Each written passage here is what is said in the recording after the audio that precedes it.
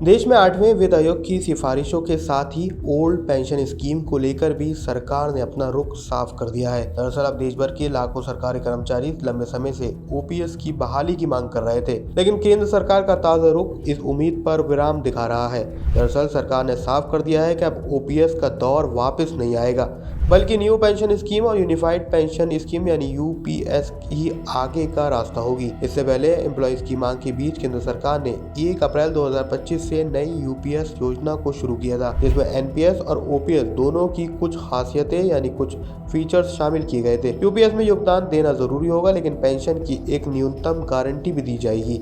वहीं अब नई अपडेट की बात करें तो हाल ही में प्रधानमंत्री नरेंद्र मोदी की चेयरमैनशिप में हुई एक कैबिनेट मीटिंग में 8वें वेतन आयोग की टर्म्स ऑफ रेफरेंस यानी कुछ शर्तों को मंजूरी दे दी गई है। इन शर्तों में एक बिंदु में साफ संदेश दिया गया है कि ओपीएस पर अब कोई संभावना नहीं बची है। इन शर्तों के मुताबिक आयोग को अपनी सिफारिशें तैयार करते समय गैर अंशदायी पेंशन योजना यानी नॉन फंडेड कॉस्ट पर विचार करना होगा। यानी कि सरकार उन पॉलिसीज को फाइनेंशियल रूप से अनस्टेबल मानती है जो सरकार पर बोझ बन रही है, जिसका मतलब है कि ओल्ड पेंशन स्कीम सरकार के वित्तीय घाटे को नुकसान पहुंचा रही है, जिसके दिन अब खत्म होने जा रहे हैं। हालांकि कुछ स्टेट ऐसे भी हैं जो स्टेट वाइज जैसे कि राजस्थान, झारखंड, पंजाब और छत्तीसगढ़, जहां state wise old pension scheme शुरू की गई थी, लेकिन यहां पर भी सरकार को घाटा होगा और अगले कुछ समय में ये स्कीम्स यहां पर भी बंद की जा सकती हैं।